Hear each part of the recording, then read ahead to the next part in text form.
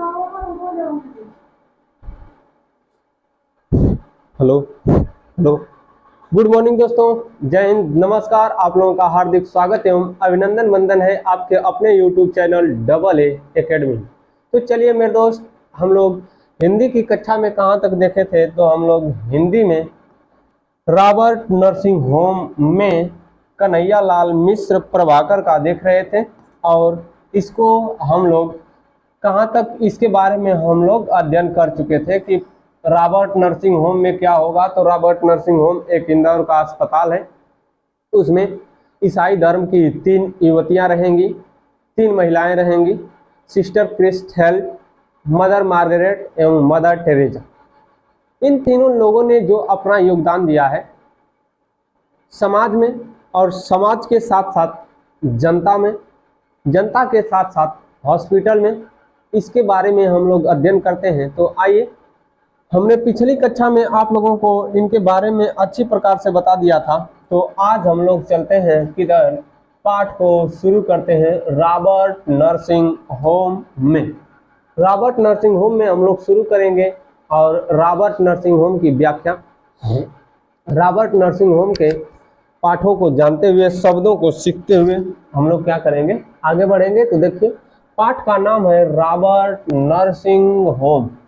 Robert nursing home ये है क्या, तो इंदौर का एक अस्पताल है। इसके बारे में हम लोग अध्ययन करते हैं, सीखते हैं। देखिए, हुआ क्या कि कल तक जिनका अतिथि था, कल तक जिनका अतिथि था, ऐसा प्रतीत हो रहा है, प्रभाकर जी जो लिख रहे हैं, ऐसा प्रतीत हो रहा है कि इनके साथ यह घटित हुई है।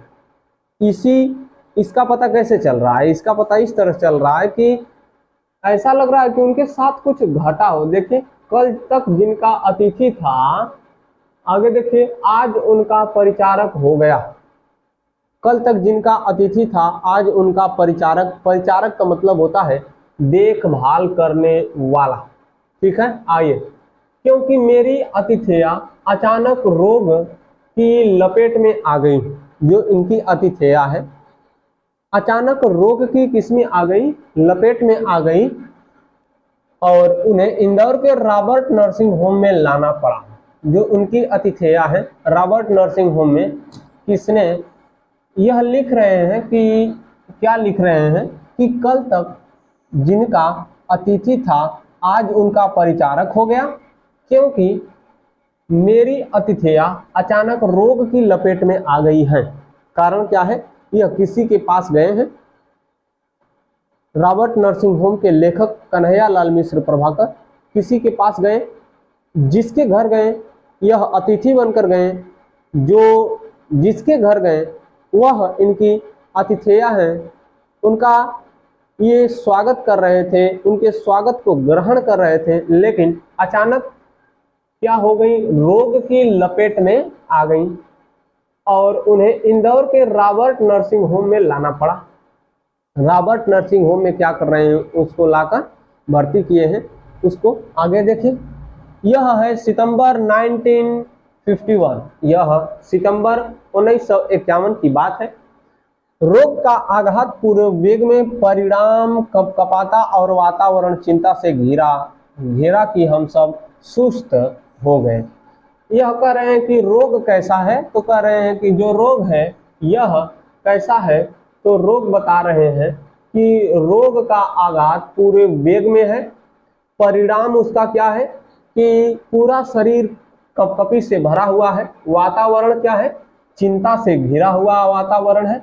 हम सब क्या हो गए हैं? सुस्त हैं। जिसको रॉबर्ट नर्सिंग होम में भर्ती किया गया, उसकी शरीर कांप रही है, चिंता से भरे हुए लोग हैं और घिर गए हैं, और सभी लोग क्या हो गए हैं? सुस्त हो गए हैं।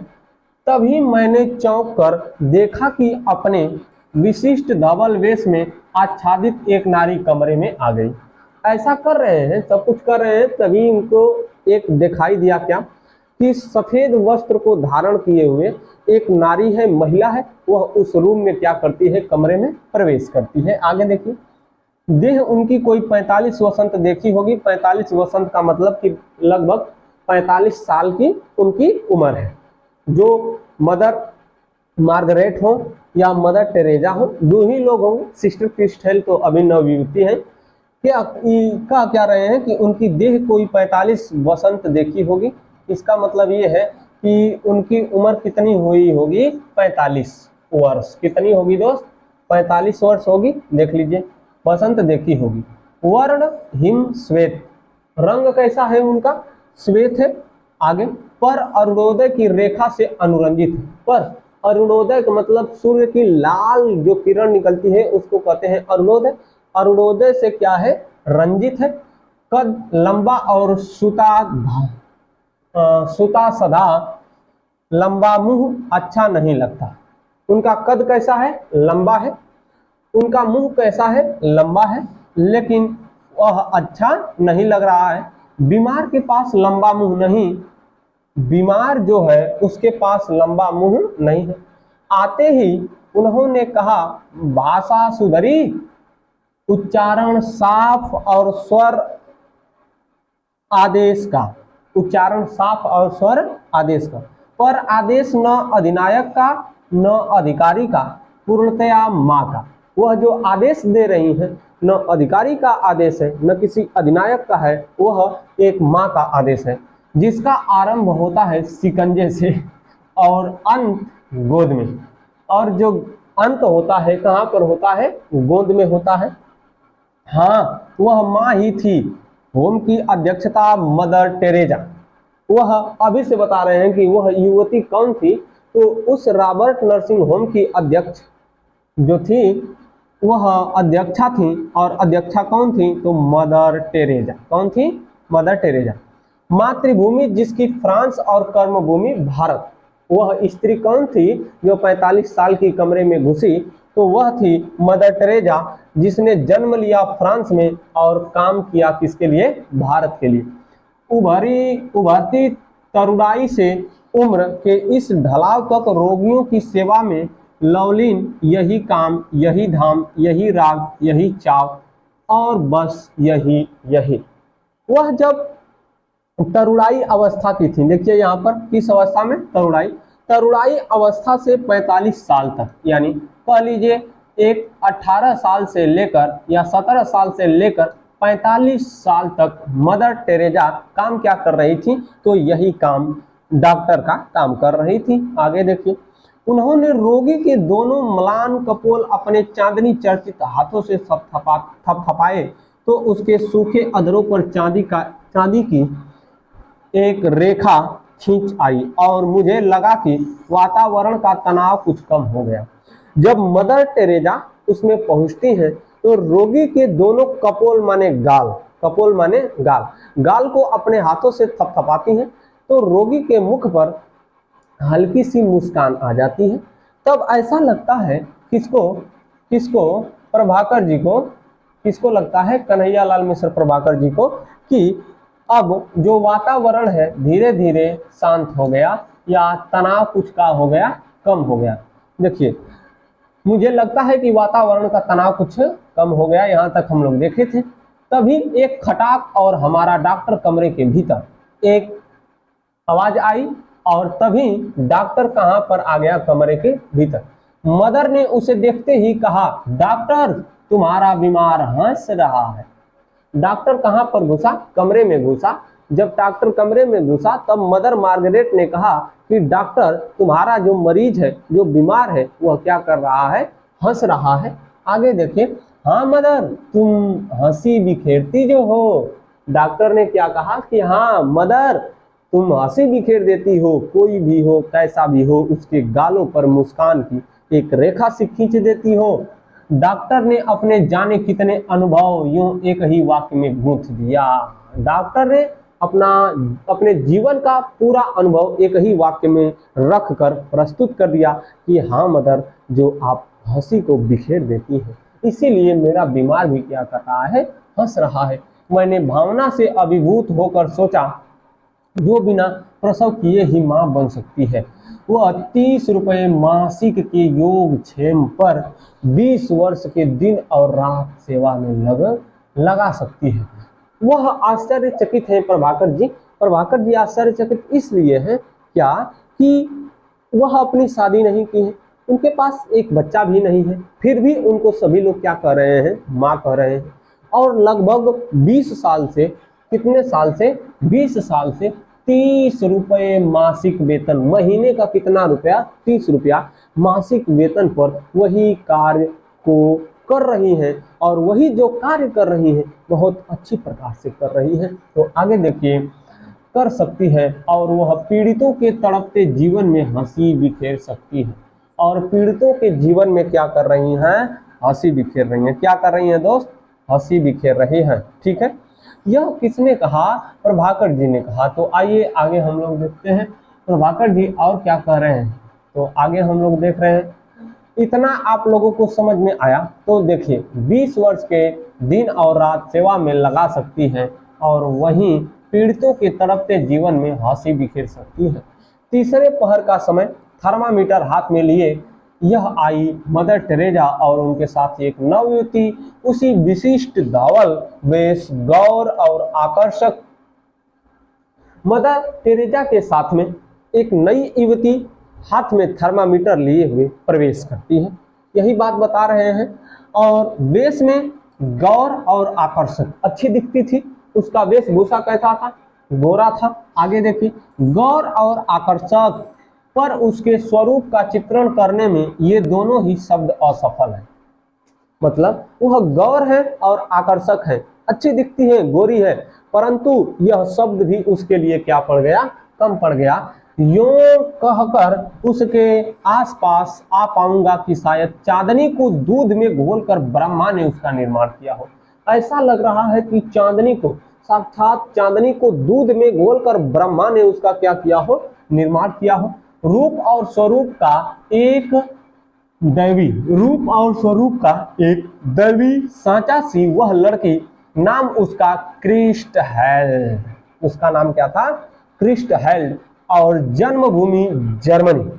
देखिए, फ्रांस की निवासी टेरेजा, फ्रांस की निवासी टेरेसा, या तो इन्हीं को कहते हैं टेरेजा। फ्रांस की निवासी कौन है, टेरेजा।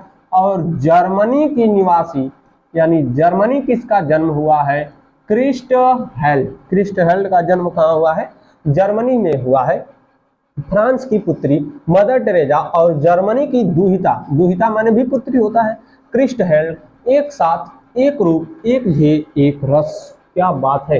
इन्होंने कहा कि फ्रांस और जर्मनी की पुत्री टेरेजा और क्रिस्टहेल्ड एक साथ, एक वेशभूषा, एक काम, एक ही साथ निवास कर रही हैं। तुम्हारा देश महान है। इसने, प्रभाकर जी ने कहा कि आपका देश क्या है, महान है, जो युद्ध के देवता हिटलर को भी जन्म दे सकता है और तुम्हारे जैसी सेवाशील बालिका को भी जन्म दे सकता है। क्रिस्टहेल्ड को यह कह रहे हैं कि तुम्हारा देश महान है कि युद्ध का जो आह्वान किया था हिटलर, उसको भी जन्म दे सकता है और तुम्हारे जैसी पुत्री को भी क्या कर सकता है, जन्म दे सकता है। मैंने उससे कहा तो दर्द से दीप्त हो वह स्टैचू हो गई। जब यह बात किसने, मदर टेरेसा से नहीं, क्रिस्टहेल्ड से किसने कहा, प्रभाकर जी ने कहा, तो वह दीप्त होकर, शांत होकर स्टैचू माने मूर्ति के समान हो गई और अपना दाहिना पैर पृथ्वी पर वेग से ठोक कर बोली, एस अस अस, यस यस। अपना दाहिना पैर क्या करती है, धरती पर ठोकती है और बोलती है एस एस। आगे देखिए, वह दूसरे कमरे में चली गई। इतना कहकर वह कहाँ चली गई, दूसरे कमरे में चली गई। आगे देखते हैं, हाँ, वह दूसरे कमरे में चली गई। तो मदर टेरेजा को क्या किया मैंने, टटोला। प्रभाकर जी कह रहे हैं कि तब मैंने मदर टेरेजा से क्या किया, बोला, आप इस जर्मन लड़की के साथ प्यार से रहती हैं। इन्होंने कहा कि आप इस जर्मन लड़की के साथ प्यार से रहती हैं। क्यों? क्योंकि फ्रांस और जर्मनी जो दो महायुद्ध हुआ था, प्रथम विश्व युद्ध और द्वितीय विश्व युद्ध, विपरीत देश थे, एक देश नहीं थे। इनके कहने का मतलब कि द्वितीय विश्व युद्ध और प्रथम विश्व युद्ध में विपरीत रहने वाले देश के लोग आपस में प्रेम भाव रख रहे हैं। आगे देखिए, बोली हाँ, वह भी ईश्वर के लिए काम करती है और मैं भी। मदर टेरेजा का उत्तर क्या था, तो मदर टेरेजा का सबसे अच्छा उत्तर था कि हाँ, साथ रहते हैं, क्या हुआ, वह भी ईश्वर के लिए काम करती है और हम भी ईश्वर के लिए काम कर रहे हैं। फिर प्यार क्यों न हो कर रही है, तब उसके और मेरे बीच में प्रेम या प्यार का भाव क्यों न उपजे। मैंने नस्तर चुभाया पर फ्रांस को हिटलर ने पददलित किया था। तब इसने और उनको गहरी बात कही। क्या गहरी बात कही कि पर फ्रांस को हिटलर ने पददलित किया था, यानी पद से हटा दिया था, उसको बहुत लज्जित किया था। आगे देखिए, यह आप कैसे भूल सकती हैं। यह बात मदर टेरेसा से प्रभाकर जी कहें कि फ्रांस का जो सम्मान था उसको हिटलर ने बेइज्जती के साथ उसका अपमान किया था, आप इस बात को कैसे भूल सकती हैं। नस्तर तेज सा चुभन गहरी, नस्तर तेज था चुभन गहरी, पर मदर का कलेजा उससे अछूता रहा।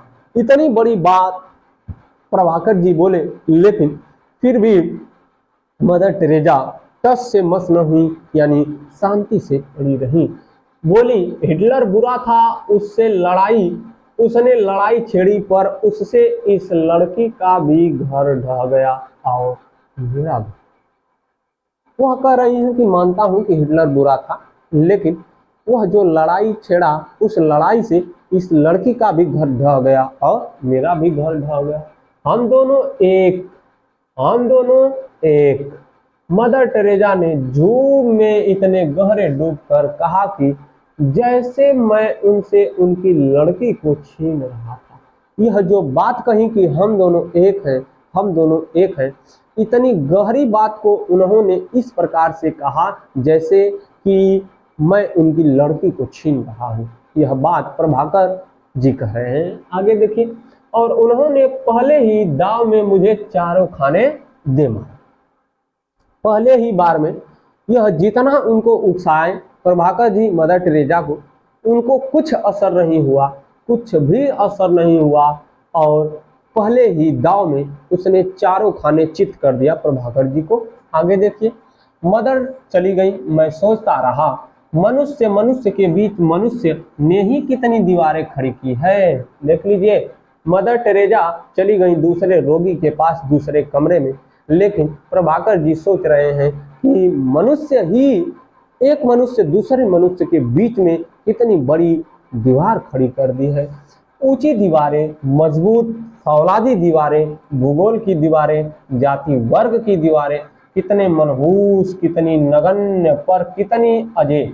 यह क्या कह रहे हैं कि जो दीवार है, इसको खड़ा करने का काम किसने किया है, तो इसको खड़ा करने का काम एक मनुष्य ने दूसरे मनुष्य के बीच में किया है। और यह दीवारें कैसी हैं, तो यह दीवारें ऊंची हैं, मजबूत और फौलादी हैं, भूगोल की दीवारें हैं, जाति की दीवारें हैं, कितनी मनहूस दीवारें हैं, कितनी नगण्य हैं, पर कितनी अजय दीवारें हैं। ये सभी दीवार के प्रकार उन्होंने बताया, लेकिन दीवार के प्रकार आप लोग मत बताइएगा, यह दीवार शब्द की व्याख्या कर रहे हैं, दीवार शब्द का विश्लेषण कर रहे हैं। आगे देखिए, क्रिस्टहेल्ड के पिता जर्मनी में एक कॉलेज के प्रिंसिपल हैं और उसने अभी 5 वर्षों के लिए ही सेवा का व्रत लिया है। इन्होंने यह जानकारी प्रभाकर जी को मिली कि जो क्रिस्टहेल्ड है, उस क्रिस्टहेल्ड के पिता जर्मनी में एक कॉलेज के प्रिंसिपल हैं और 5 वर्षों के लिए सेवा का व्रत लिया है। रोगिणी के गहरे काले बाल देखकर उसने कहा, तुम्हारे काले बाल मेरे पिता से हैं। क्रिस्टहेल्ड ने उस रोगिणी से कहा कि जो तुम्हारे काले बाल हैं मेरे पिता के बाल जैसे हैं। कहा कि वह स्मृतियों में खो सी गई और ऐसे कहते ही ऐसी बात कहते हुए ही किसने, क्रिस्टहेल्ड ने स्मृति में खो गई। बात को सोचने लगी, मुझे लगा कि मैं क्रिस्टहेल्ड हूँ। ओहो, ऐसा लगा कि मैं क्रिस्टहेल्ड हूँ, अपने माता पिता से हजारों मील दूर एक अजनबी देश में अकेली खोई छली सी, और मेरी आंखें भर आई। लड़की मेरे आंसुओं में डूब गई और किनारा पाने को उसने जल्दी से उन्हें अपने रुमाल से पोंछ दिया। देख लीजिए, लड़की ऐसा प्रतीत हो रहा है जैसे रोने लगे और आंसू निकला, उस आंसू में डूब गई। किनारा पाने के लिए उसने जल्दी से रुमाल से क्या कर दिया, पोंछ दिया। तो आगे हम लोग चलते हैं। उसकी सदा हंसती आंखें सम हो नरम हो आई। क्रिस्ट हेल्ड जो हमेशा हंसती थी, उसकी आंखों आंखों में आंसू आ गए, पर जरा भी नम नहीं। मैंने पूछा, घर से चलते समय रोई थी तुम? प्रभाकर जी पूछ रहे हैं क्रिस्टल से कि जब तुम घर से चली थी तो रोई थी? उसका भोला उत्तर था, ना, मैं नहीं रोई थी। क्या कह रही हैं कि माँ बहुत रोई थी, जो माँ है मेरी वह बहुत रोई थी। फटी आंखों कुछ देर में फटी आंखों कुछ देर, मतलब प्रभाकर जी कह रहे हैं कि मैं अपनी आंखों से मैं उसे देखता रहा, अपनी आंखों से क्या करता रहा है, मैं उसे देखता रहा। तब कुछ बिस्कुट उसे भेंट किए। देखते देखते मेरे मन में विचार आया कि मैं क्रिस्ट हेल्ड को कुछ क्या कर दूं, दे दूं। तो उन्होंने बिस्किट दिया। बोली, धन्यवाद, थैंक यू, थैंक्स यू। वह अक्सर हिंदी, अंग्रेजी, जर्मन भाषाओं के शब्द मिलाकर बोलती थी। कौन? Christ held. क्रिस्ट हेल्ड ने कहा धन्यवाद हिंदी में, थैंक यू इंग्लिश में, तांगशु किस भाषा का शब्द है? जर्मनी की, यानी जर्मन भाषा का शब्द है। किस भाषा का शब्द है मेरे दोस्त? जर्मन भाषा का शब्द है। आइए, हम सब हंस पड़े और वह हंसती हंसती भाग गई। वहां पर प्रभाकर जी के साथ जितने लोग थे सभी लोग हंस दिए और वह हंसती हंसती उस रूम को, उस कमरे को छोड़कर चली गई। कौन? Christ held. मदर टेरेजा बातों के मूड में थी और मदर टेरेजा बात कर रही हैं। मैंने उनके हृदय मानस में चोर दरवाजे से झांका। मैंने उनके हृदय में, प्रभाकर जी कह रहे हैं कि मैंने चोरी से उनके हृदय में क्या किया, झांका। मदर घर से आने के बाद फिर आप घर नहीं गई? फिर पूछ रहे हैं कि मदर टेरेजा आप बताइए कि घर से आई और फिर उसके बाद घर गई कि नहीं गई? कभी मिलने जुलने भी नहीं, कभी मिलने के लिए भी नहीं गई। कान अपना काम कर चुके थे। उनका, मदर टेरेजा के कानों में ये बातें प्रवेश कर चुकी थी। वाणी को अपना काम करना था। अब वाणी को क्या करना था? अपना काम करना था। पर मदर ने उसकी राह मोड़ दी और तब मैंने सुनी यह कहानी। पर मदर टेरेजा ने उस बात को न सुनते हुए ऐसा बता रही हैं कि ऐसा प्रतीत हो रहा है मानो मदर टेरेजा ने बात को सुनी ही नहीं। फिर इसके बाद उन्होंने एक कहानी सुनाया, और कहानी क्या है, हम लोग भी मदर टेरेजा की कहानी सुनते हैं। क्या है कहानी? तो देखते हैं कहानी को। क्या है? कई वर्ष हुए फ्रांस में विश्व भर के पूजा गृहों का एक सम्मेलन हुआ। बता रही है कि बहुत समय पहले पूजा का विश्व भर में घर बनाया गया, सम्मेलन हुआ। भारत की 2 मदर भी प्रतिनिधि होकर उस सम्मेलन में गईं। भारत में 2 मदर भी प्रतिनिधि करते हुए उस सम्मेलन में गई थी। वे फ्रांस की ही थी और वे दोनों जो भारत का प्रतिनिधित्व कर रही थी वह कहाँ की थी? फ्रांस की ही थी। उनके माता पिता फ्रांस में ही थे और उनके जो माता पिता थे कहाँ? फ्रांस के ही थे। उन्हें पता था कि वर्षों बाद हमारी पुत्रियां आ रही हैं। उनको यह पता चला कि बहुत समय के बाद दोनों पुत्रियां जो हैं हमारे देश की आ रही हैं, जो भारत का प्रतिनिधित्व कर रही थी। दोनों माताएं अपनी पुत्रियों का स्वागत करने जहाज पर आई। दोनों माताएं, 2 पुत्री जा रही हैं, दोनों माताएं उधर से आ रही हैं। क्या करने? स्वागत करने। कहाँ पर? जहाज पर। पर विचित्र बात यह हुई कि वे दोनों अपनी पुत्रियों को पहचान न पाई और आपस में कहती रही कि तुम्हारी बेटी कौन सी है। और दोनों पुत्री को पहचान नहीं पाई और आपस में यह कहती रही कि तुम्हारी पुत्री कौन सी है। अंत में उनका नाम पूछा और तब गले मिली। कहानी पूरी हुई तो कई प्रश्न उठे, पर मदर टेरेजा उठते न उठते भाग गई। कहानी पूरी हुई और मदर टेरेजा उठते ही उठते क्या हो गई? भाग गई। निश्चय ही उन दोनों अपहचानी पुत्री में से एक वे स्वयं थी। कहानी वही सुना रही है। और उस कहानी का पात्र भी कौन है? मदर टेरेसा है। मदर टेरेसा के साथ मदर मार्गरेट एक है। उसमें जो दो पुत्रियां हैं, एक है मदर टेरेसा, एक है मदर मार्गरेट। क्योंकि सिस्टर क्रिस्टल तो अभी नवयुवती है, उनकी बात हो नहीं सकती है। सिस्टर क्रिस्टल अभी नई नई आई है। आगे देखिए, बस इतना ही एक दिन मैं उनसे और कहला सका, घर से बहुत चिट्ठी आती है तो मैं यहाँ के किसी स्थान का फोटो भेज देती हूँ। और प्रभाकर जी ने उनसे पूछा तो उन्होंने कहा कि घर से यदि कोई चिट्ठी आती है तो मैं यहाँ का यानी भारत का कोई फोटो क्या करती हूँ, भेज देती हूँ। रोग पूरे उबार पर था। रोगी के लिए असह्य मदर टेरेसा ने कहा, तुम्हारे लिए आज विनती करूंगी। रोग बहुत असाध्य था, उसको दवा से ठीक नहीं किया जा सकता था, लेकिन मदर टेरेसा ने प्रयास किया बहुत ज्यादा। और फिर उसने कहा कि मैं आज तुम्हारे लिए क्या करूंगी, ईश्वर से, गॉड से यानी भगवान से विनती करूंगी। उनका चेहरा उस समय भक्ति की श्रद्धा से प्रोद्भासित हो उठा था। उस समय उनका चेहरा भर गया था भक्ति की श्रद्धा से। तो आगे देखिए, रोगी ने कहा कल भी करना मदर। रोगी ने कहा कि मदर टेरेसा फिर अगले दिन भी करना। मदर के स्वर में मिश्री ही मिश्री, पर मिश्री कूजे की थी जो मिठास तो तुरंत देती थी, पर घुलती तुरंत नहीं, और बल का प्रयोग हो तो मसूड़े तक को छील देती। बोली, ना, कल उसके लिए करूंगी जिसे सबसे अधिक कष्ट होगा। इनकी बातों में मिश्री तो थी, परंतु ऐसी मिश्री जो पानी में ना घुले।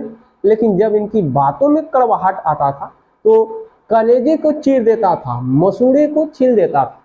वह जब कहा कि कल भी करना मदर मेरे लिए प्रार्थना विनती, तो इन्होंने कहा नहीं, कल उसके लिए की जाएगी जिसको सबसे ज्यादा जरूरत होगी। तो आइए देखिए, जैसे 1000 वाट का बल्ब मेरी आंखों में कौंध गया। प्रभाकर जी कह रहे हैं कि जब यह बात मैंने सुना तो 1000 वाट का बल्ब मेरे आंखों में क्या हुआ, जल गया। चलिए मेरे दोस्त, ठीक है, आगे देखते हैं क्या हुआ। देखिए, मैंने बहुतों को रूप से पाते देखा था, बहुतों को धन से और गुणों से भी बहुतों को पाते देखा था, पर मानवता के आंगन में समर्पण और प्राप्ति का यह अद्भुत सौम्य स्वरूप आज अपनी ही आंखों देखा कि कोई अपनी पीड़ा से किसी को पाए और किसी का उत्सर्ग सदा किसी की पीड़ा के लिए ही सुरक्षित रहे। इसने कहा कि मैं गुण से, धन से, रुपया से, पैसा से, सबसे पाया, सबको देखा, लेकिन मैंने समर्पण से आज देखा। किसने? ऊपर के बरामदे में खड़े खड़े मैंने एक जादू की पुड़िया देखी। करें प्रभाकर जी की जब मैं ऊपर के बरामदे में खड़ा था तब मैं एक जादू की पुड़िया देखा। क्या? जीती जागती जादू की पुड़िया। आदमियों को मक्खी बनाने वाला कामरूप का जादू नहीं, मक्खियों को आदमी बनाने वाला जीवन का जादू देखा। और वह जादू की पुड़िया कौन थी? Mother Margaret. बता देता हूं दोस्त कि मदर मार्गरेट की अब बात होगी। अब तक जो बात की मदर टेरेसा की, अब बात करेंगे मदर मार्गरेट। होम की सबसे गुड़िया मदर मार्गरेट। कद इतना नाटा कि उन्हें गुड़िया कहा जा सके। कद बहुत छोटा था इसलिए उनको गुड़िया कहा जाए, पर उनकी चाल में गजब की चुस्ती, कदम में फुर्ती, व्यवहार में मस्ती, हंसी उनकी यूं की मोतियों की बोरी खुल पड़ी और काम यूं की मशीन मात माने। इनके बारे में, मदर मार्गरेट के बारे में बता रहे हैं कि कद छोटा था लेकिन गजब की चुस्ती, गजब की फुर्ती और हंसी ऐसी कि मानो एकाध बोरा मोती गिर जाए। जब हंस रही है तो उनके हंसी पर मोती गिर रही। भारत में 40 वर्षों से सेवा में रसलीन जैसे और कुछ उन्हें जीवन में अब जानना भी नहीं। ऑपरेशन के लिए एक रोगी आया, ऐस आराम में पला जीवन, कहने को कि बेचारे को आदत सहने का उसे क्या पता, पर कष्ट क्या पात्र की क्षमता देखकर आता है। ऐसा रोगी आया जिसको जो कह नहीं पाता था, बोल नहीं पाता था, सह भी नहीं पाता है, कह रहे हैं कि क्या जो कष्ट होता है क्षमता के अनुसार आता है। आगे देखिए, मदर मर जाऊंगा, उसने विह्वल होकर कहा। व्याकुल होकर उस रोगी ने कहा कि मदर मर जाऊंगा। वातावरण चित्कार की विह्वलता से भर गया, पर बूढ़ी मदर की हंसी के दीपक ने झपकी तक नहीं खाई। पर जो मदर मार्गरेट थी वह इस प्रकार हंस रही थी कि झपकी भी उनकी हंसी नहीं खाई। ठीक है मेरे दोस्त, तो देखिए आगे देखते हैं हम लोग अगले दिन मिलेंगे, और अगले दिन जब मिलेंगे तो इसके आगे चलेंगे। तो आज के लिए बस इतना ही। जय हिंद दोस्तों, नमस्कार।